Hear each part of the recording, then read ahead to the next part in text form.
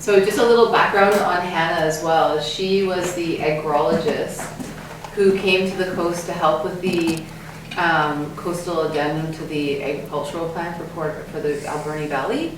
And so she came out and analyzed 3 different properties in Tofino just to sort of get an idea of, because I mean, we're all vastly different even within our own little neighborhoods, and so we each have our own little microclimates, but she wanted to just get an idea of these 3 different places to see what kind of soil there is, check the sun, you know, what do we need to grow here on the coast. And so she made some really great recommendations on 3 different properties here in Tofino. One of them was Waya Junction Garden.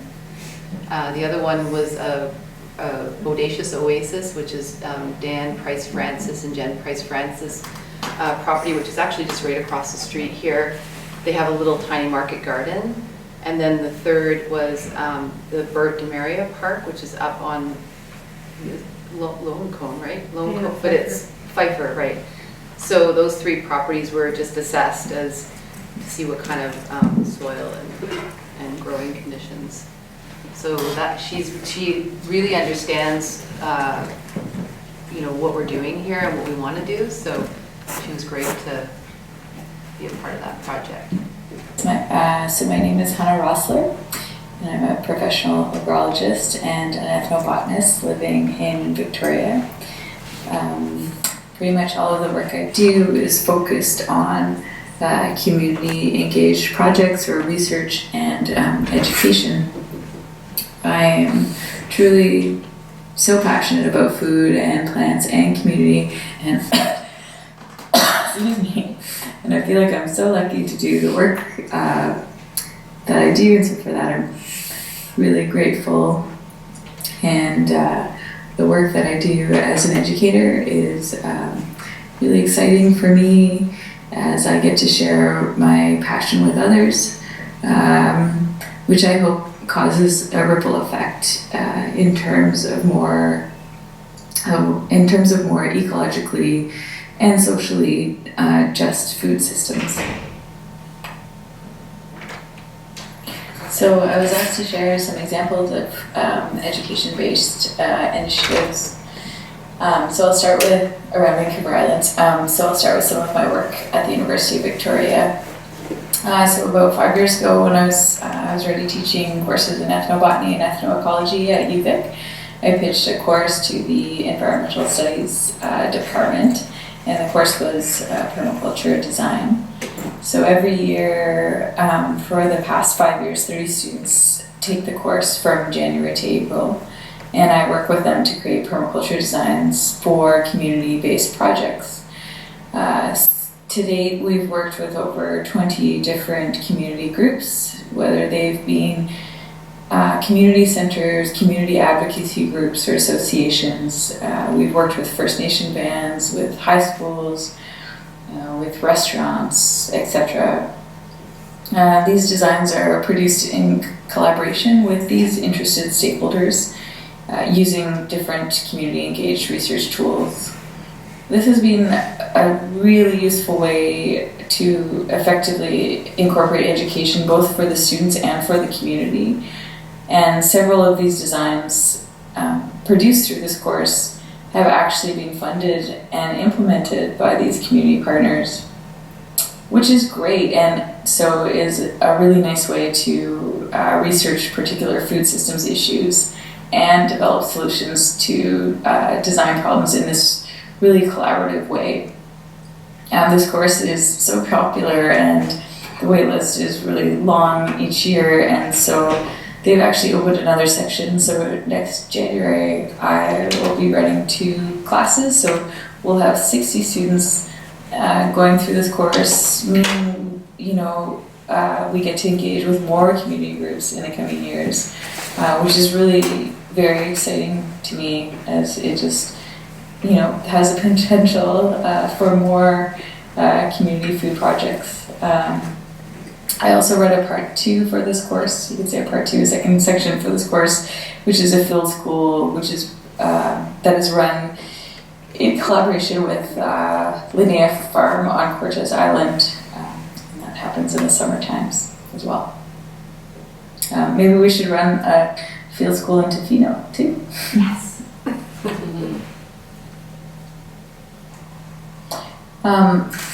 I've also been teaching at Vancouver College in Victoria for the past 8 years or so, where I taught courses for their herbalist program and their nutrition program. And they approached me a couple of years ago, or I guess maybe 4 years ago now, to develop a new degree program for them focused on permaculture design. This led to the creation of the Permaculture Design and Resilient Ecosystems program. It's now in its 3rd year, and it's a 10-month program. And the students in this program also engage in community-based design work. So it's modeled sort of closely to the UVic program, but it's a bigger extension, and there's some amazing instructors involved. I am no longer working as the dean for that program, but I still teach a couple of courses for them. And one course of that program that I'm particularly excited about is focused specifically on ethical wildcrafting and restoration. So I developed this course in response to the surge in the popularity of wild harvesting. And in this course, the focus is on learning the ethnobotany of the region, the history of the land, and peoples who have been here since time immemorial, and the considerations one should make before harvesting. One of those considerations is how we can engage in restoration activities as a priority before harvesting. And as part of this, we partner with restoration initiatives that are happening at Sneakwith or Gallon Todd Park. And we work with Tiffany Joseph and Sarah Jim, who are part of Sayout and Sartlip First Nation. And we work with them on restoration initiatives in that area.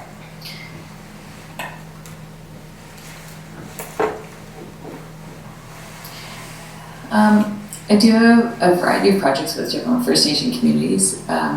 These projects are always done through collaborative community engagement and through relationship building. I will usually be asked by a community to come and work with them on a particular idea, and then I'll meet with the community and chat about their interests and goals, and then I'll help to develop and then manage the project.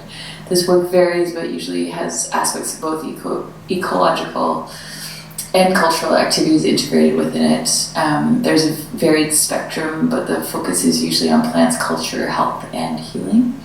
And so one of these exciting educational initiatives that I've done in the past is a collaboration with Songhees First Nation, where I specifically worked with Cheryl Bryce, and there's a photo here of us with the canvas on this slide. And so Cheryl Bryce is a Songhees activist and land-based educator who was lands manager at the time of the project and the course. So we developed a community-specific ethnobotany course, which was a certificate program through UVic Continuing Studies. This course was specifically aimed at bringing youth and elders together in the community to practice skills and to share knowledge and to revitalize the existing ecological and cultural knowledge that the Songhees have in their community.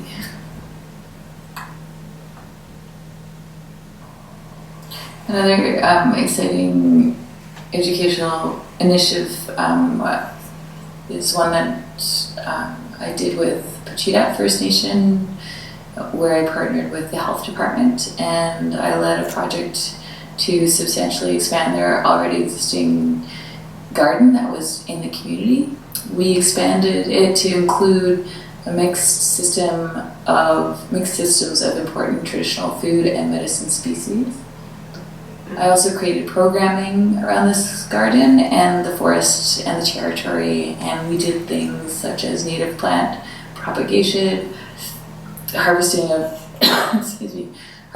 traditional plants and processing of them, creating value-added products which were for use just in community, not for sale, We also partnered with youth and elders in the garden for various traditional knowledge transfer opportunities.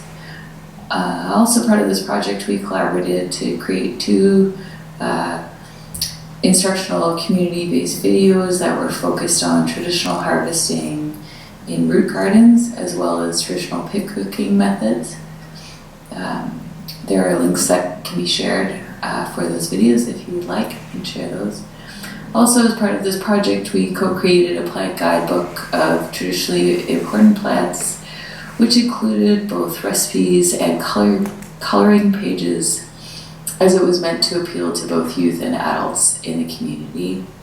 This guide was developed solely as a community resource, so the focus of this whole project with Bachita was on community education, not so much as an external education process, which was a little bit different with regards to this next project that I'll talk about. Okay, I've also worked with Hamalko First Nation, where myself and others co-developed programming for an ecocultural tour agency that was run by Hamalko First Nation. And the program was focused on important food and medicine plants in the region that were traditionally important to the band. Part of this ecocultural tour agency was also focused on low-impact bear viewing tourism. As part of the same project, we also ran an ethnobotany course for the tour guides, and this course was also accredited through the University of Victoria. I ran it through the Continuing Studies department, so it was a certificate program. We spent a lot of time exploring the varied plant resources in the territory, and we also piloted value-added products made from foraged, non-timber forest products, which were made available for sale during their cultural tours. So like lip balms and salves and different things like that. We did 2 separate intensive courses over 2 consecutive springs, which was really an amazing experience and allowed for knowledge to build over time. I'm about to actually start on a similar project with the Wickenow First Nation in Rivers Inlet this coming spring, as they're also wanting to start an ecocultural tourism venture as an economic economic alternative to logging.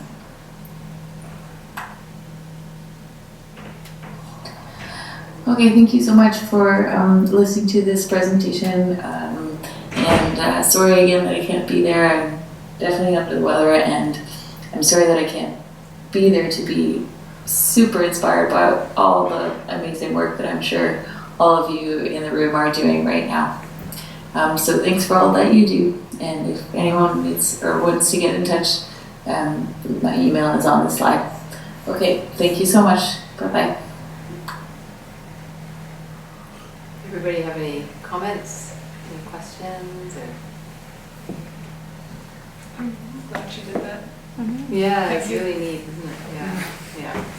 And I'm looking forward to working with her more in the future when we are ready to have more community growing in Tofino, because I feel that she really has a sense of the culturally sensitive situations. She's also very knowledgeable about growing. She's here on the coast a lot, so she understands the challenges that we have. And she's just an all-around really neat woman, so and we'd love to work with her again in the future for sure.